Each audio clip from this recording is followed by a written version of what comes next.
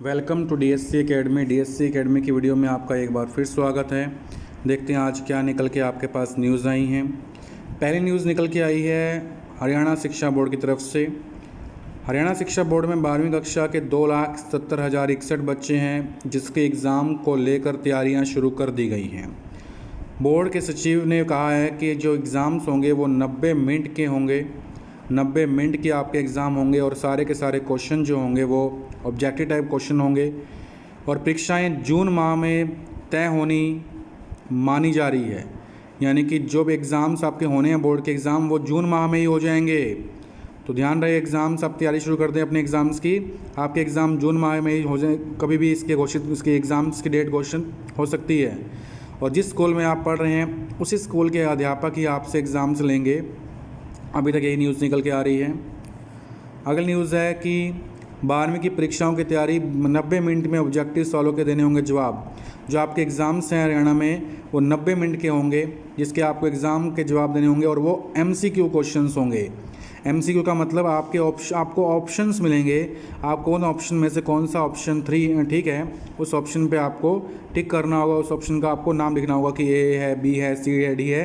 वैसे आपको ऑप्शन के जवाब देने होंगे। दिल्ली के उप मुख्यमंत्री मनीष सिसोदिया जी का कहना है कि बच्चों का टीकाकरण करें या फिर बोर्ड की परीक्षा रद्द हो। दिल्ली के उप मुख्यमंत्री जी अभी इस बात पर अड़े हुए हैं कि जो दिल्ली के जो एग्ज़ाम्स हैं, CBSE बोर्ड के जो एग्ज़ाम्स हैं, उनके एग्ज़ाम या तो कैंसिल होने चाहिए या फिर जब तक बच्चों को टीका नहीं लगता तब तक उनको टीका लगवाया जाए, उसके बाद ही एग्ज़ाम लेने के लिए कहा जाए। क्योंकि मैक्सिमम बच्चों की जो एज है वो 17 साल से ऊपर है। तो मनीष सिसोदिया जी का कहना है क्यों ना हम 12वीं क्लास के बच्चों को वो 18 से 24 साल तक का जो टीका लग रहा है वो टीका लगा दें, उसके बाद ही एग्ज़ाम लेने के लिए कहा जाए। क्योंकि 17 जो टीका 18 साल में काम आ रहा है वो 17 साल से भी 17 साल के उम्र के बच्चे को भी लगाया जा सकता होगा। तो आप पूछ के टीका लगवाएं पहले बच्चों को, उसके बाद ही एग्ज़ाम के लिए उनको कहा जाए। तो देखते हैं इसके बहरहाल इसके ऊपर क्या फ़ैसला होता है। लेकिन सिसोदिया जी का कहना है कि एग्ज़ाम सभी नहीं होने चाहिए। आंसर शीट की जगह OMR शीट पर मिल सकता है विकल्प। जैसे कि आपको पता है कि एग्ज़ाम्स के लिए हो सकता है कि MCQ एग्ज़ाम्स हो जाएं। तो MCQ एग्ज़ाम्स होंगे तो उसमें आप सिंपल जो आपको आंसर शीट मिलती है उसकी जगह आपको OMR शीट मिल सकती है।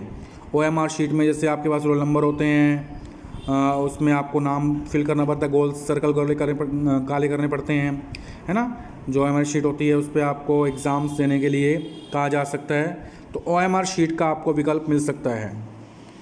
दिल्ली विश्वविद्यालय में परीक्षा की अवधि 30 मिनट बढ़ाने की मांग।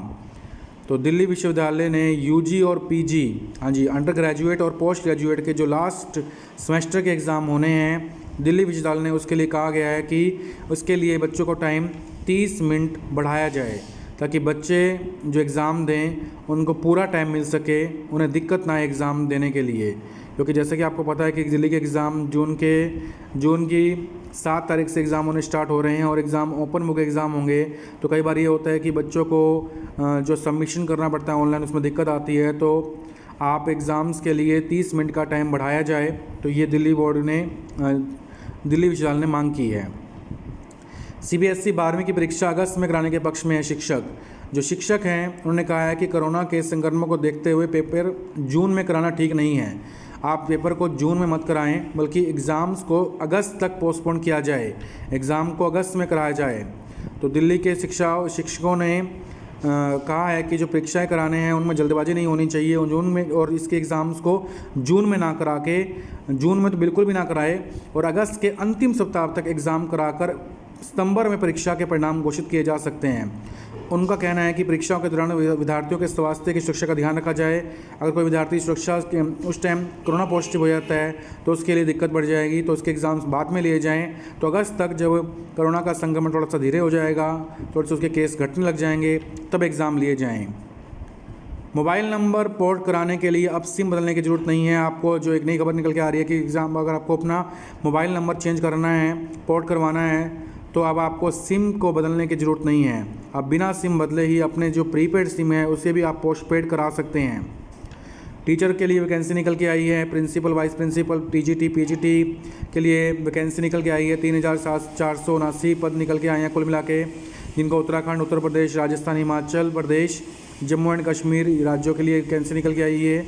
इसमें अधिकतम एज 35, 40, 45, 50 साल तक की है, जिसमें कि आपके पास जनरल में अगर आप हैं और मेल हैं तो 35 साल उम्र है, अगर आप फीमेल हैं तो 40 साल है।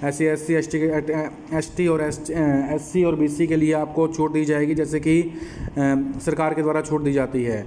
इस एग्ज़ाम को भरने की अंतिम तिथि 31 मई है और एग्ज़ाम भरने के लिए आपको ऑनलाइन आवेदन करना होगा। आवेदन शुल्क आपका 2000 व 1500 रुपये तक है। जो आप वैकेंसी भरना चाहते हैं उसके हिसाब से आप इसका आवेदन शुल्क देख लें।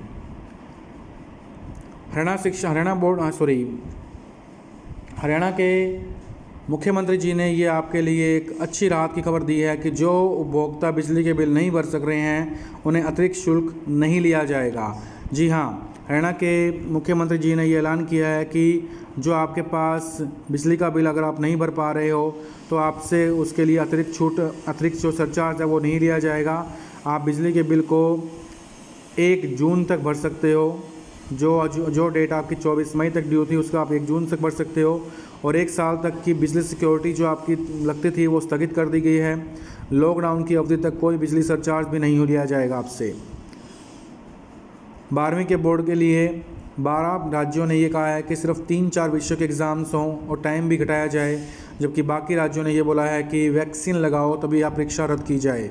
तो इसी दौरान कल 279 छात्रों ने जो सुप्रीम कोर्ट है उनसे भी ये कहा है कि चिट्ठी लिखी है उनको कि आप स्वयं संज्ञान लें, क्योंकि बच्चों की जान का सवाल है ये। कोई बच्चा कोई मर गया या कोई दिक्कत हो जाए उसके लिए कौन रिस्पॉन्सिबल होगा। तो सुप्रीम कोर्ट को चिट्ठी लिख के बोला है छात्रों ने, करीब 300 छात्रों ने ये बोला है कि आप एग्ज़ाम्स को कैंसिल कराएँ। सुप्रीम कोर्ट स्वयं इसमें आके संज्ञान ले और एग्ज़ाम्स को कैंसिल कराया जाए। अब एक अच्छी न्यूज़ निकल के आपके लिए आई है कि जो आप नौकरी के पेशा वाले लोग हैं उनके नौकरी के लिए अच्छी न्यूज़ निकल के ये आई है कि जो आपके PF कटता है, अगर आपको PF खाताधारक की मृत्यु हो जाती है तो उसकी मृत्यु के दौरान उसका जो परिजन होगा, जो उसका जो उत्तराधिकारी होगा, उसको 7 लाख रुपये दिए जाएंगे। पहले ये 6 लाख रुपये मिलते थे, अब 7 लाख रुपये का प्रावधान कर दिया गया है। तो आपको जो इसका लाभ लेना है उसके लिए आपको फॉर्म भरना पड़ेगा 5IF। यह फॉर्म उस स्थिति में भरा जाएगा जब किसी कर्मचारी की 58 साल से कम उम्र में मौत होगी। बीमा राशि का रुपया 2 कंडीशन में आपको दिया जाएगा। एक, मरने वाले कर्मचारी की मासिक सैलरी और दूसरे खाते में जमा पिछले 12 महीने की औसत राशि। उसके आधार पर बीमा का रुपया दिया जाएगा। हालांकि 1 वर्ष की सेवा पर कम से कम 2.5 लाख रुपये तो हर हाल में कर्मचारी के परिवार को मिलेंगे ही।